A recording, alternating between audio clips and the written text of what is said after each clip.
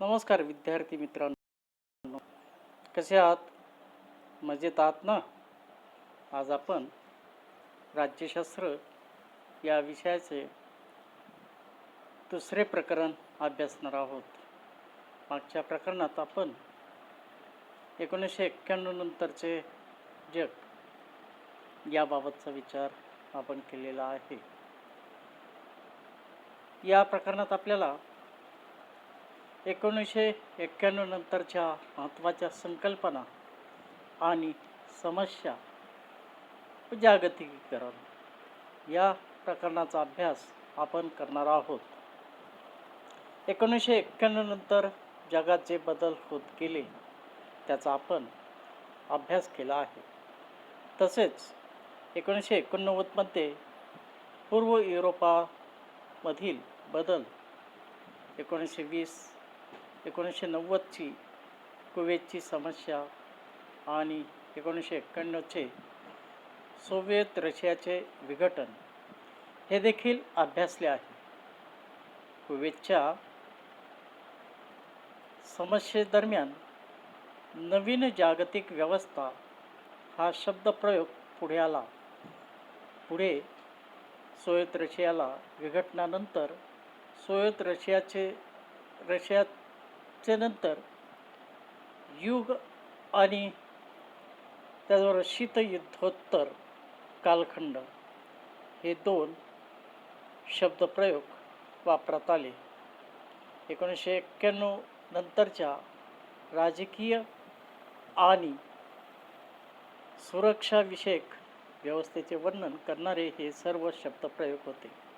1990च्या दशकाच्या सुरुवातीच्या काळात एक नवीन शब्दप्रयोग पुढे आला, तो म्हणजे जागतिकीकरण. हा शब्दप्रयोग अधिक व्यापक स्वरूपाचा होता. 1991 नंतरच्या काळातील राजकीय, सामाजिक, सांस्कृतिक, आर्थिक, तंत्रज्ञान आणि विचार प्रणाली विषयक बदलांचा यात समावेश केला जात होता.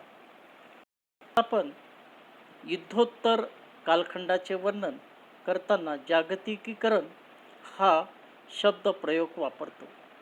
जागतिकीकरण म्हणजे काय, मग याचा आपल्याला अभ्यास करावा लागेल.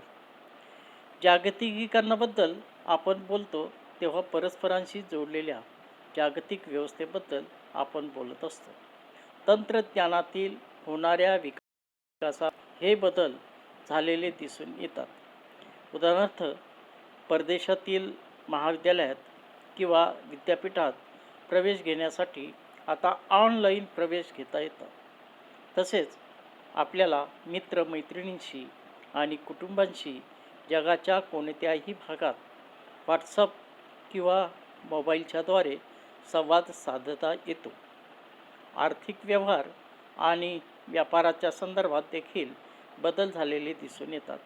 भारतातून फुले आणि फळे युरोप, अमेरिकेला निर्यात होतात, तर भारतीय बाजारपेठेत युरोप, अमेरिका किंवा चीनसारख्या देशातून माल येत असतो.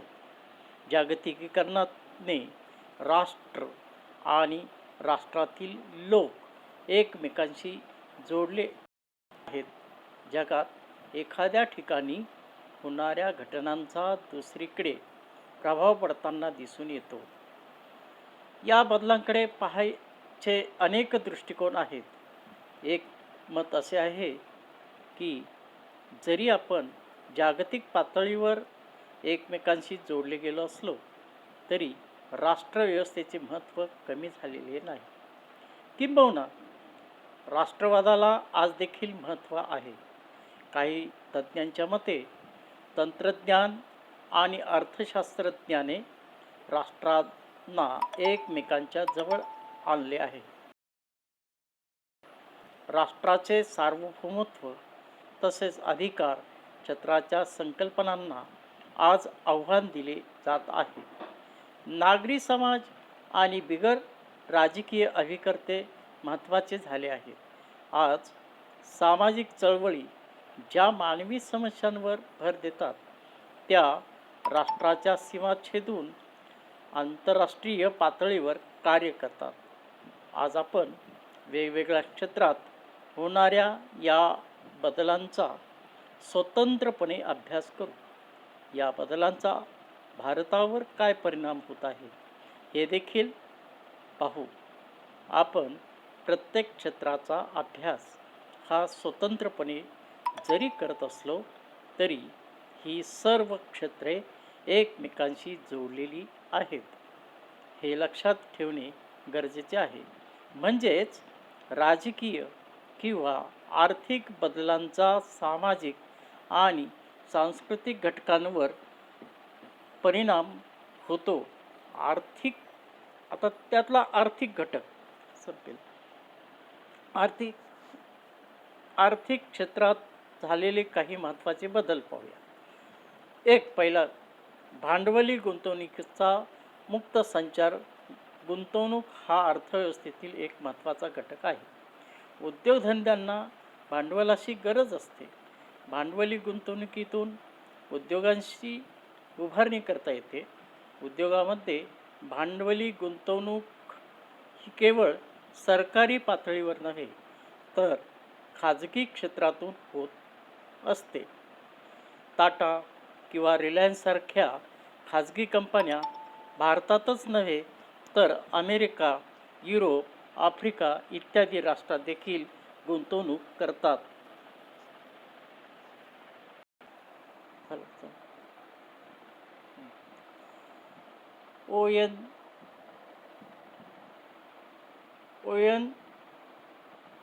ONGC सारख्या सरकारी कंपनी देखील परदेशात गुंतवणूक करतात.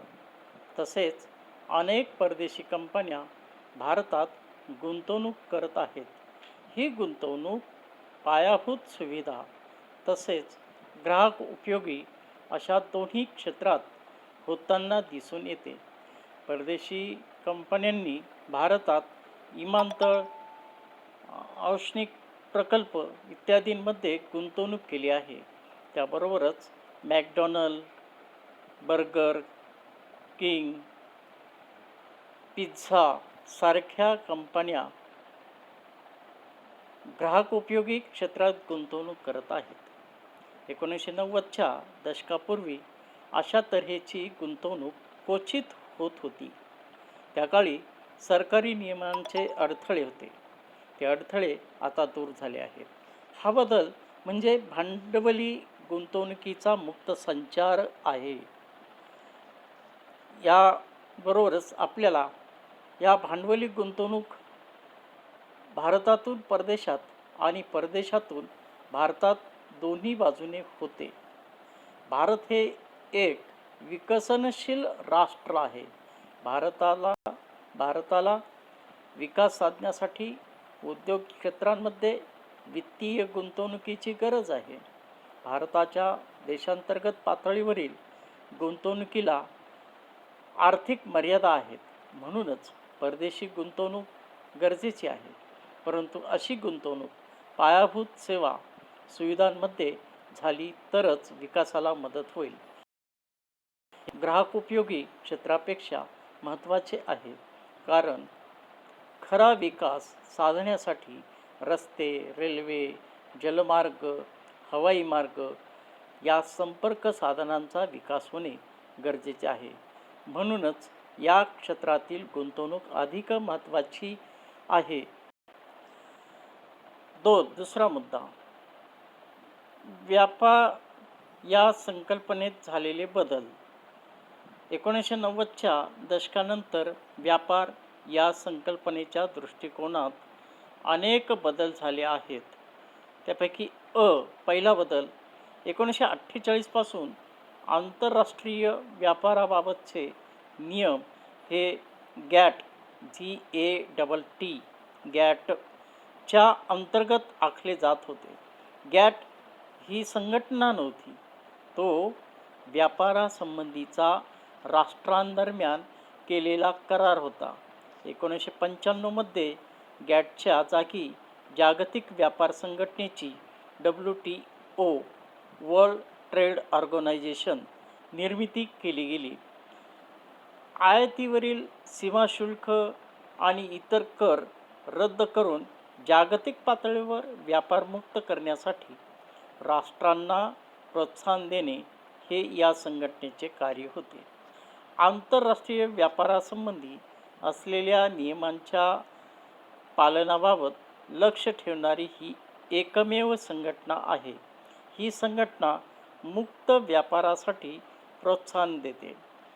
देशादरम्यानचे व्यापारासंबंधीचे विवाद सोडविणे आणि देशादरम्यान व्यापाराबाबत बोलणी घडवून आणणे हा या ठिकाणी हा अ भाग.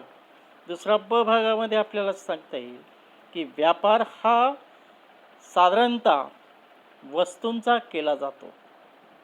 लोखंड, कोळसा, खनिज तेल यासारख्या वस्तूंचा असू शकतो किंवा फळे, फुले, बियाणे यासारख्या नाशवंत वस्तूंचा असू शकतो. 1990च्या दशकात व्यापार या संकल्पनेला अधिक व्यापक स्वरूप दिले गेले. यात सेवा क्षेत्रांची भर घातली गेली. म्हणजेच आता बँक, विमा यासारख्या सेवा देखील व्यापाराचा भाग झाल्या आहेत. आज आपण त्याही पुढे जाऊन बौद्धिक संपदेच्या व्यापाराबाबत बोलतो. यात कॉर्पोरेट ट्रेडमार्क, पेटंट यासारख्या गोष्टींचा समावेश होतो. तिसरा क मुद्दा असा आहे की व्यापाराबाबत आणखीन एक महत्त्वाचा बदल हा कंटेनर कार्गोद्वारे झाला आहे. कंटेनर कार्गोची जहाजे प्रचंड प्रमाणात माल या देशातून त्या देशात घेऊन जातात. अशा जहाजांसाठी खास बंदरांची व्यवस्था असते. कंटेनर कार्गोच्या क्रांतीने आंतरराष्ट्रीय व्यापाराकडे बघण्याचा दृष्टिकोन बदलला आहे. आता हे तुम्हाला माहीत आहे का? General agreement on trade in service GATS 1995मध्ये जागतिक व्यापार संघटनेअंतर्गत वर्ल्ड ट्रेड ऑर्गनायझेशन हा करार केला गेला. वस्तूबाबत बहुपक्षीय पातळीवर व्यापाराचे नियोजन गॅटमार्फत केले जात असे. त्याचप्रकारे नियोजन करण्यासाठी सेवा क्षेत्राला यात समाविष्ट केले गेले. दुसरा मुद्दा असा की बौद्धिक संपदेच्या अधिकाराबाबतचा व्यापारी करार trade related aspect of intellectual property rights TRIP जागतिक व्यापार संघटनेच्या सदस्यांसाठी बौद्धिक संपदेच्या अधिकाराबाबत काही न्यूनतम निकष त्या करारामध्ये केले गेले आहेत. TRIP मध्ये साधारणतः कॉर्पोरेट भौगोलिक संकेत या गोष्टींचा समावेश होतो. औद्योगिक design, integrator circuit, patent, trademark इत्यादींचा समावेश होतो. बौद्धिक संपदा अधिकाराची अंमलबजावणी करण्याची प्रक्रिया, उपाययोजना आणि विवाद निवारण या गोष्टी देखील TRIP मध्ये सांगितल्या आहेत. त्या अनुषंगानं तिसरा मुद्दा ट्रान्सनॅशनल कंपन्यांचा उदय. ट्रान्सनॅशनल कंपन्यांचा उदय हा तिसरा मुद्दा या ठिकाणी आहे, आपल्याला पाहायला मिळतो. 1990च्या दशकापर्यंत आर्थिक क्षेत्रावर सरकारी नियंत्रण होते. खाजगी उद्योगांना मर्यादित संधी उपलब्ध होती. जागतिकीकरणाच्या युगात यात बदल झालेला दिसून येतो. खाजगी उद्योगांमध्ये वाढ झालेली दिसून येते. त्याबरोबरच ज्या खाजगी कंपन्या देशांतर्गत कार्य करत होत्या त्या आता परदेशी व्यापार करू लागल्या. त्याचे रूपांतर बहुराष्ट्रीय कंपन्यांमध्ये झाले. आज आपण ट्रान्सनॅशनल कंपन्यांचा उदय झालेला देखील पाहतो. हा बदल मुख्यतः खाजगी क्षेत्रात झाला आहे. या सर्वांचा सर्वसामान्य माणसांवर काय परिणाम झाला आहे तो आता या ठिकाणी आपल्याला पाहावा लागेल. मग त्या अनुषंगानं इथे सर्वसामान्य माणसांवर झालेला परिणाम. मग पहिला एक परिणाम त्याला आपण असं म्हणूया. कुशल आणि अर्धकुशल कामगारांचे आज एका राष्ट्रातून दुसऱ्या राष्ट्रात स्थलांतर होताना दिसून येते. याचा परिणाम श्रमिक बाजारावर होतो. उदाहरणार्थ बरेच कुशल आणि अर्धकुशल कामगार आज पश्चिम आशिया, अमेरिका, युरोप इत्यादी ठिकाणी काम करत आहेत. खाजगी क्षेत्राच्या वाढीमुळे सेवा क्षेत्रात रोजगाराच्या संधी वाढल्या आहेत. उदाहरणार्थ खानपान, माल वितरण, प्रवासी वाहतूक इत्यादी. दुसरा मुद्दा असा आहे, दुसरा परिणाम त्याला म्हणता येईल. दुसरा परिणाम हा लहान उद्योग आणि दुकानांवर झालेला दिसून येतो. लहान उद्योगांना बड्या राष्ट्रीय कंपन्यांशी स्पर्धा करावी लागते. जे उद्योग किंवा दुकाने कार्यक्षम पद्धतीने चालवली जातात ती त्या स्पर्धेत टिकून आहेत. आज शहरात मोठी किराणा दुकाने किंवा मॉल्स जरी उभी राहिली असली तरी देखील छोटे दुकानदार भाजी किंवा फळ विक्रेते हे आज देखील ग्राहक मिळवत आहेत. याचे कारण ते आपल्या ग्राहकाला आवश्यक सेवा देतात. तिसरा मुद्दा, तिसरा परिणाम शेतीच्या संदर्भात आपल्याला बघता येईल. आज शेतकरी आपला माल मोठ्या कंपन्यांच्या मध्यस्थीशिवाय थेट विकू लागला आहे. बहुराष्ट्रीय कंपन्यांनी नवीन तंत्रज्ञान आणलं. तसेच भारतीय मालमत्ता नव्या मालाला बाजारपेठा मिळाल्या, खुल्या केल्या गेल्या. उदाहरणार्थ भारत समुद्री उत्पादने, मांस, तांदूळ, मसाले, ताजी फळे आणि भाज्या, साखर, कॉफी, भुईमूग, काजू इत्यादी गोष्टी आपण निर्यात करत आहोत. आता हे तुम्हाला माहीत आहे का? बहुराष्ट्रीय कंपनी जशी कंपनी असते जिचे एका राष्ट्रात मुख्यालय असते परंतु ती अनेक देशात कार्यरत असते. काही भारतीय बहुराष्ट्रीय कंपन्या आहेत. उदाहरणार्थ आपल्याला सांगता येईल बजाज कंपनी आहे, डाबर, ONGC कंपनी, आदित्य बिर्ला, अमूल, गोदरेज, विप्रो ह्या बहुराष्ट्रीय कंपन्या भारतातल्या आहेत. आणि ट्रान्सनॅशनल कॉर्पोरेशन्स या बहुराष्ट्रीय कंपन्यांचाच एक प्रकार आहे. या कंपन्या कोणत्याही एका राष्ट्राला बांधील नसतात. त्याचे एकाच राष्ट्रात मूळ स्थान नसते. काही ट्रान्सनॅशनल कंपन्या उदाहरणार्थ आपल्याला सांगता येतील की कोणत्या, Nestle, Bayer, Unilever, Siemens, General Electric इत्यादी. आणि सेवा क्षेत्र हे 3 पारंपरिक आर्थिक क्षेत्रांपैकी एक तिसरं आहे. पहिल्या क्षेत्रात शेती, खाणकाम, मासेमारी इत्यादींचा समावेश होतो. दुसरं क्षेत्र जे आहे हे उत्पादन क्षेत्र म्हणून गणलं जातं. आणि सेवा क्षेत्रामध्ये खानपान, हाऊस कीपिंग, सुरक्षा इत्यादी सेवांचा समावेश या ठिकाणी होत असताना आपल्याला पाहायला मिळतो.